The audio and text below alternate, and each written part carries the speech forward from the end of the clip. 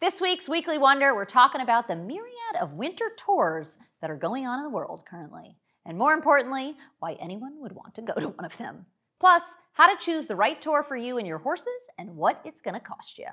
So first and foremost, most of us horse people have our permanent bases in places where we get all 4 seasons, which makes for nice lush landscapes for our 4-legged friends, but it also means that this time of year, at least in the Northern Hemisphere, it's freezing outside. So, weather is a primary decision-making factor on whether or not people choose to go to some type of winter tour. It's not only cold outside, but most northern locations have us riding around in tiny indoors, and frankly, wouldn't you rather be outside surrounded by palm trees jumping in a vast arena? Secondly, the tours offer a great environment to help develop your horses. Whether you have a young one that could benefit from learning to move up a level without changing scenery each week, or a rehab situation where you want to bring one of your older horses back into the sport after an injury, the tours tend to offer great options for all types of riders and horses. Plus, they bring everyone together in one place. In a sport where individual stables can be hundreds of miles or multiple hours away from each other, heading to a tour for a month or two, or even longer, can be a great way to get everyone in one place. It makes it easier for the vets and physios and buyers and sellers and even riders and trainers to work together to improve performance in a short amount of time. Plus, staff is sure to be thrilled not to have to pack up and move the traveling circus for a few weeks. And it's great for business. Many of the tours attract horse dealers from around the world hoping to find their next champion or sell the superstar they have in the stable. Tours offer great exposure for developing horses, plus buyers can track horse performance over a number of weeks to make sure they are getting the horse that suits them best. Nowadays, many of the tours have essentially created mini villages for everyone in attendance, making them true lifestyle destinations.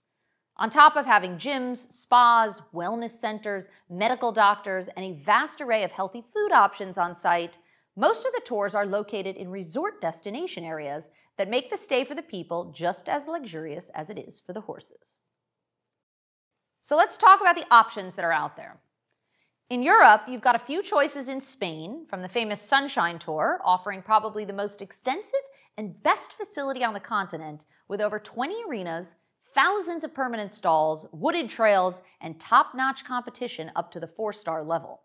It's located near one of the beautiful white towns of Andalusia, but beware, if you're renting a place in the city, bring extra blankets because modern heating is sparse in this ancient town. Neighboring Olivanova on the Mediterranean side offers a much smaller facility, but with a friendly staff, great food, and a golf course and morning beach rides, it's a lovely place to spend the winter. Valencia also offers another tour in Spain, or you could head to Arezzo in Italy for a few weeks if that's more your vibe. In recent years, the Middle East has exploded with FEI competitions, and now you can choose between Saudi Arabia or Qatar to spend the winter. With great weather and top-notch facilities, these tours attract a lot of Europeans and local riders who don't need to travel far to get great sport. One downside of these tours, however, is the fact that Saudi and Qatar are dry nations and don't legally offer alcoholic beverages outside of the hotels and resorts. So, if you're going for some nightlife, maybe this isn't the best option. If you live on the other side of the pond, the US offers 3 major tours for the winter season. Thermal, out in California, is a great option for people coming from Western Canada and anyone west of Texas, essentially, as it's the only tour within a few thousand miles. Basically perfect weather and more 4- and 5-star level competition has driven the quality up over the past few years, and even a few East Coast riders make the trek out there for a change of scenery or to try to swoop in and pick up some prize money and a valuable ranking points against what is often considered a slightly weaker field compared to the East Coast tours. And finally, the hopefully warmer state of Florida offers 2 options for the winter months. Ocala has a brand new facility called WEC that is just out of this world. It's said they invested $500 million to build the place, and even offers a chapel on site for those seeking religious refuge from the trials and tribulations of our beloved sport. And of course, the famous Winter Equestrian Festival in Wellington.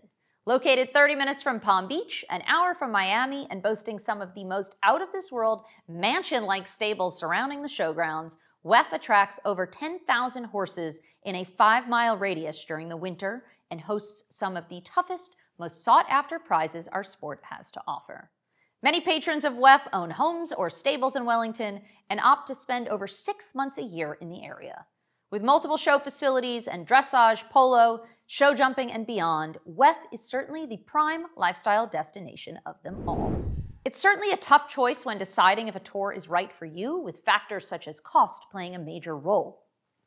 If you're going over for one of the tours from Europe to America, it can cost anywhere upward of $50,000 per horse, including all your housing, stabling, showing, travel, etc.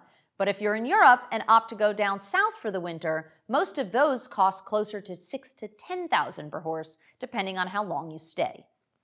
Biohazard risks such as viruses and fungus, which spread easily when you have hundreds and thousands of horses close together, is also a very real concern, and people often complain of the long distances you have to travel to get to the tours, some taking over 24 hours of driving to reach.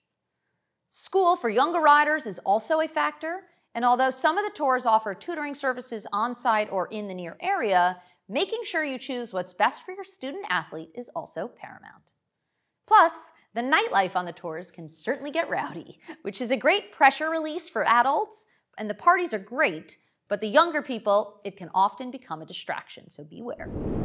Lastly, people are always super excited to go to the tours in the beginning, but often complain about boredom and burnout by the end. So make sure to plan your tour smartly, don't overdo the showing or the partying, and pick a place that best suits you and your horse's needs. That's a wrap on this week's Top Highlights. Catch us next week for some more top sport analysis and an in-depth look at the new Longines League of Nations format for team jumping competition before the first leg in Abu Dhabi. And remember to meet us here every Tuesday at 6 p.m. Central European Time, noon Eastern Standard, and stay tuned wherever you get your socials for constant updates and clips from our show. Drop your comments below, and we'll be sure to answer as many as we can. And follow along all the action as it unfolds here on Horse Bytes, your go-to source for keeping up with the show jumping world.